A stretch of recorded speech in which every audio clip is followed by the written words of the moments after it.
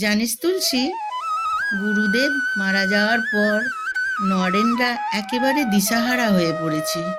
ওদের বল না গিয়ে আঁটপুরে যেন দিন কয়েক ঘুরে যায়, তাহলে ওদের মনটাও ভালো হবে।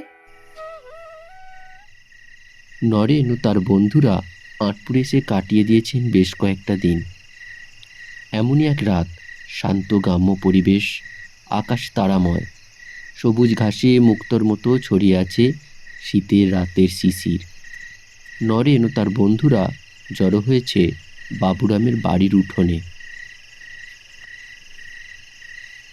এসো ভাইরা, আজ আমরা গুরুদেবকে স্মরণ করি। হ্যাঁ, এই সময় তার কথাই সবচেয়ে বেশি মনে পড়ছে বলো। বাতাসে যেন গুরুদেবের কণ্ঠ শুনতে পাচ্ছি। সত্যি, তার স্মৃতিতেই তো আমরা বেঁচে আছি। ভাইরা, গুরুদেব চলে গেছেন এটা সত্য, কিন্তু তার আদর্শ, শিক্ষা সবই আমাদের সাথে আছে। আমরা কি তার দেখানো পথেই চলবো না? হ্যাঁ, তিনি তো আমাদের আদর্শ, আমাদের পথপ্রদর্শক। গীতা শেখায় নিজের স্বার্থ ত্যাগ করে শুদ্ধ কর্ম করাই ধর্ম।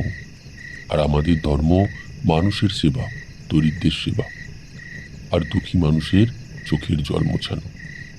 ভগবান যিশু ক্রুশবিদ্ধ হওয়ার মুহূর্তেও শত্রুদেরও ক্ষমা করার কথা বলেছিলেন।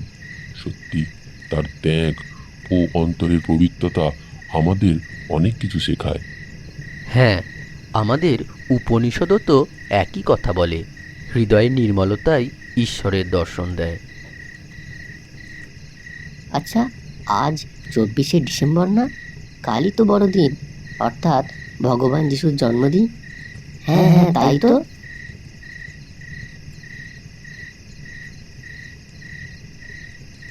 শোনো ভাইরা, আজ আমরা শপথ নেব সংসারের মোহ, টান সব ছিন্ন করে মানবতার পথে, সেবার পথে এগিয়ে যাব।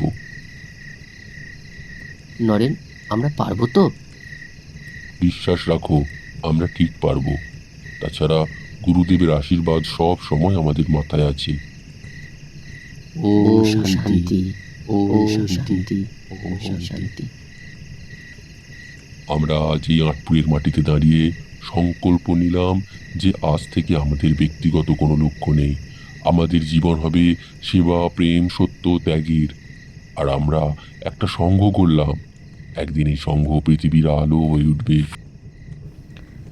রাত প্রায় শেষ, ধুনির আগুন নিভে এসেছে, কিন্তু এই যুবকদের হৃদয়ের আগুন আজই জ্বলে উঠেছে। আর তারই ঢেউ থেকেই জন্ম নেবে বেলুর মঠ, রামকৃষ্ণ মিশন, আরও কত কিছু।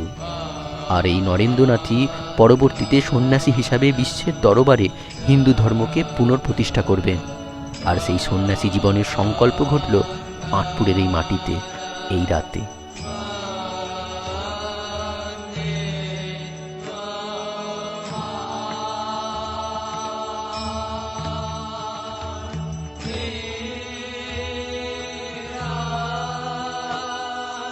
Yeah.